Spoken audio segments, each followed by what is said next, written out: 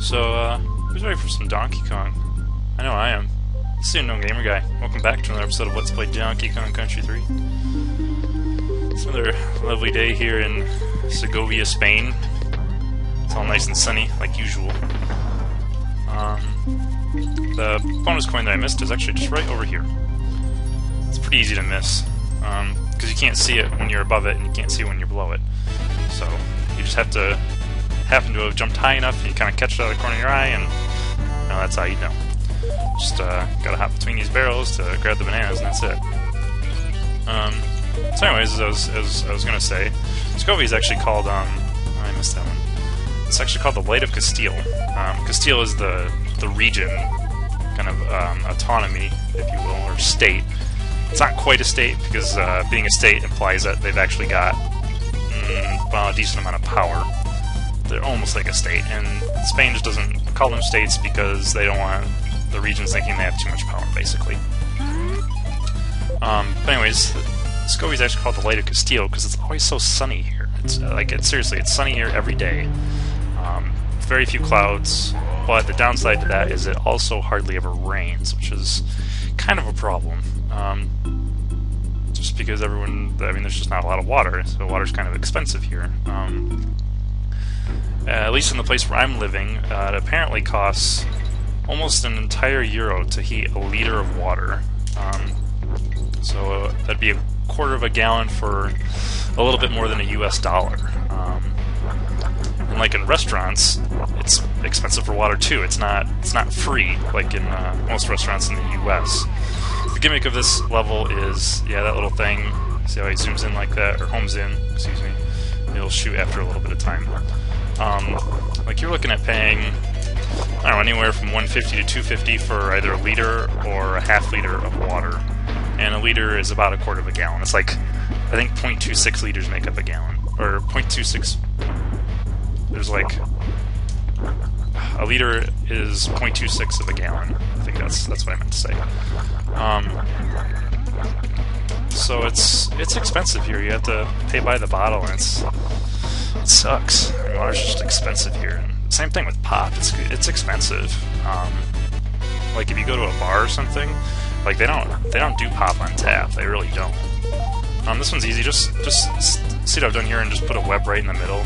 You can pretty much reach everything from that spot, except for that one that was right below me. But anyways, yeah, you get like a little, you know, those little tiny bottles, glass bottles of Coke. Well, that's 200 milliliters, and in most bars you pay €2 to €2.50 for that little baby bottle, and euros are worth about 30% more than US dollars. So that's anywhere from $2.30 to like, I don't know, roughly $3-ish, so somewhere around there, depending on where you go. And like I said, it's not on tap, so you don't get free refills either. Which really sucks, I gotta tell you. The only place I've seen that's had a restaurant that's had it on tap is this place called Foster's. Foster's, an all-American restaurant, is its full name. And it's supposed to be like an American restaurant. And to be honest, it's not a bad representation. I mean, they have a lot of typical things you'd see at an American restaurant. So you got your burgers, your salads, your all sorts of fried food, and greasy, unhealthy goodness. And they have pop on tap, so you can get as many refills, and that's kind of awesome. It's nice. I don't go there too much, and the food's not bad. It's just a little expensive for my taste. Like, I don't know, most things were around €9, which, I mean, that's around $11 or so, give or take some. I don't know, it's just a little expensive for that. Like, I think for a burger and fries, not a lot of fries either. Oh fuck, really? I thought I was gonna avoid it. I think a quarter-pound burger was like €8, so, I mean, roughly $10.40. And, yeah, plus your drink, which I think is like $2.50. So it's just a little bit expensive for my taste. It's just, that's Europe, and that was really close. I don't want to say that's Spain, but some of Spain's things are rather expensive.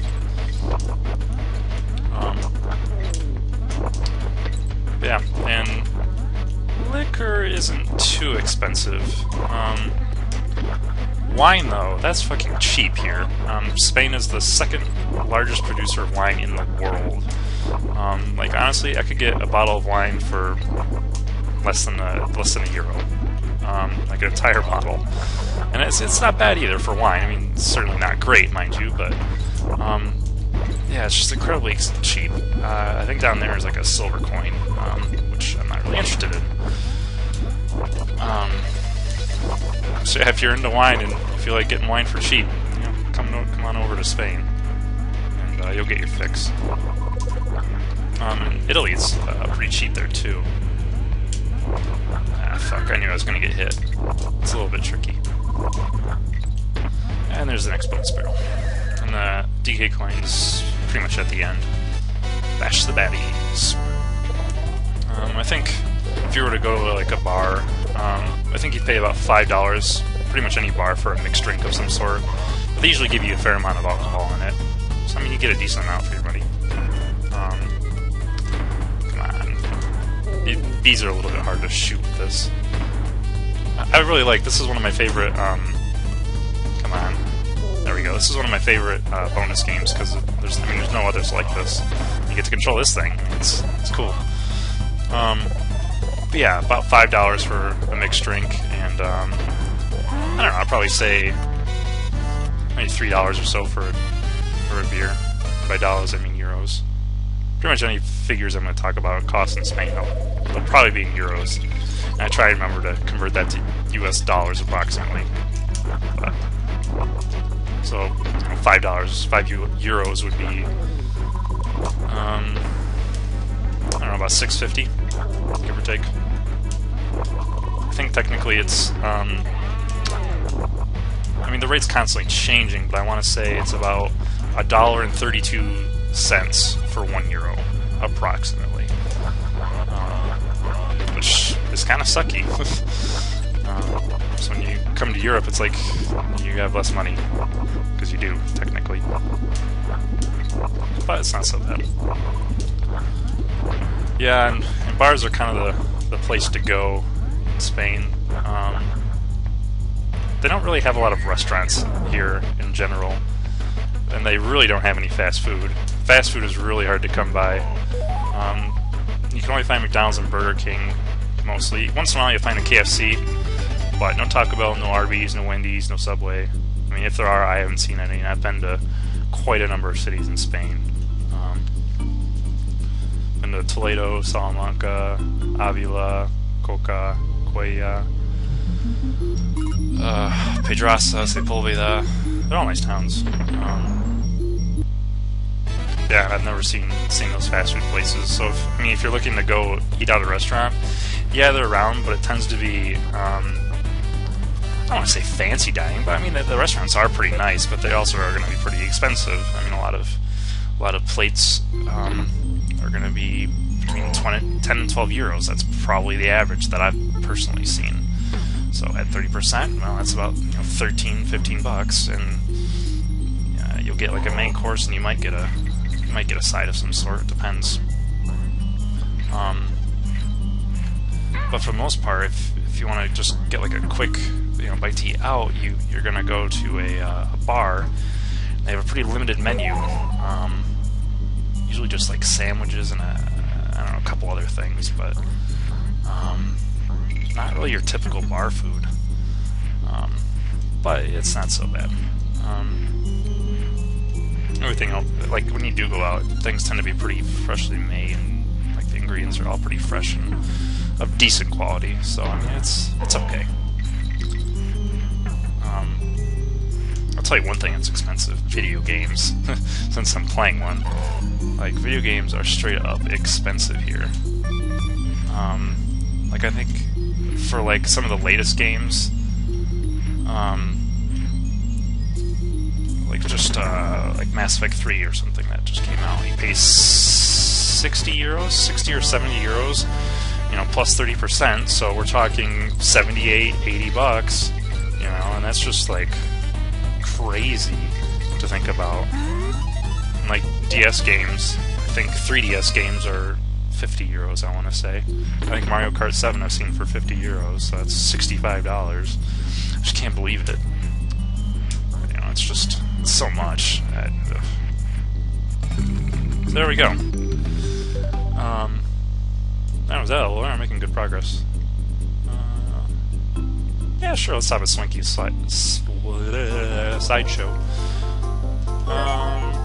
Did head-to-head last time. We'll do race to 25. Alright.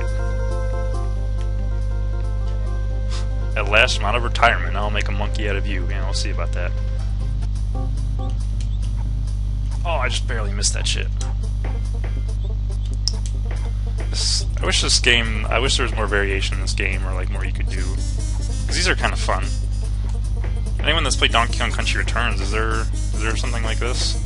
It's like in Donkey Kong Country 2, there was the quiz shows, and well, on this one there's this, obviously. I was wondering if there's any cool mini-game type things that you can do.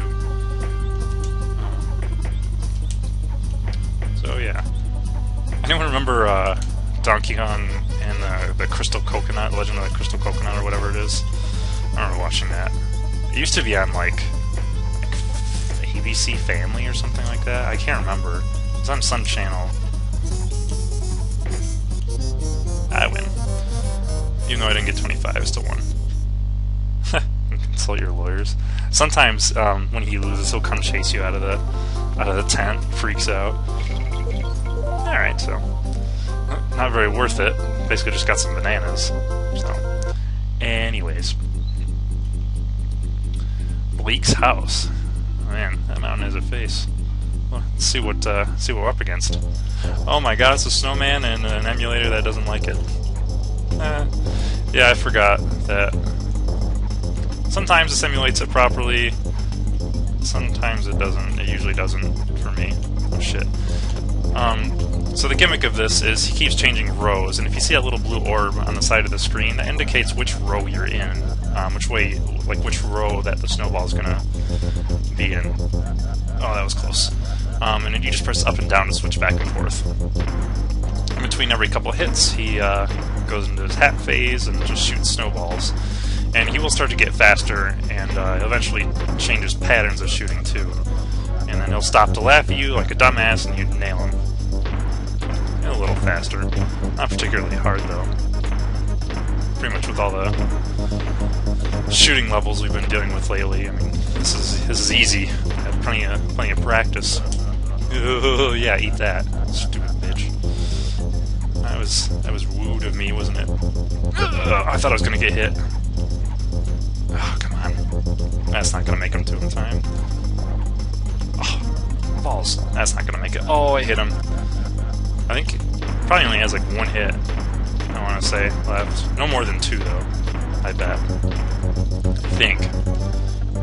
See, even that's pretty easy. That one's the hardest one to dodge just because it takes up a wide shit. Like, I hate, like, that's so... Oh, shit. Wrong row. Oh, well. Bullshit, bullshit, bullshit. I, like... that hit like my baby pinky finger. I almost got hit there. That was really fucking close. No, wrong row. Ah, bollocks. Got him. It's kind of an interesting boss. I like it. Yeah, sorry the emulator doesn't really want to show the back row correctly. Not much I can do about it, and it's only one spot, so I didn't feel like it was super necessary to investigate it and try and fix it or whatever. Not that you guys aren't worth it. Not that you guys aren't worth it. I just, you know, it's just not that big a deal. It's only one spot. Oh, come on. That still basically hit him. I want to know why... like, I know he has to have a target spot, but it looks like it's just hitting his scarf, so I mean... It looks like it's like a necklace or just, you know, like his life source is maybe that button. Yeah, maybe that's it. Maybe he's a mechanical snowman and, I don't know, his heart or whatever is exposed. Shit. I think he's got like 2 more hits left or so. Come on. Oh, that was close. Alright. Yeah, I want to say this is last hit. deviated from my normal routine. That was stupid of me. Alright, if I happen to die again, I'll just cut to my successful attempt.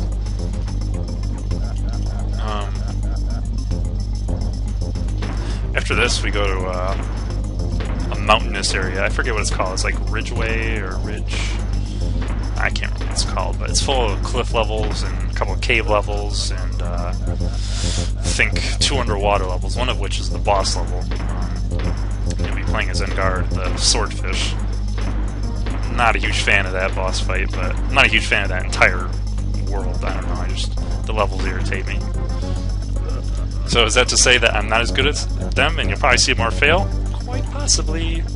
We'll see. Like, I didn't do so bad, but it's just, I don't know, I just don't know those levels as well. But it's not so bad. And then after that is, going to K-Rool's castle, and then after that, we get to go to the secret world. And I guess, I can't remember, I want to say that,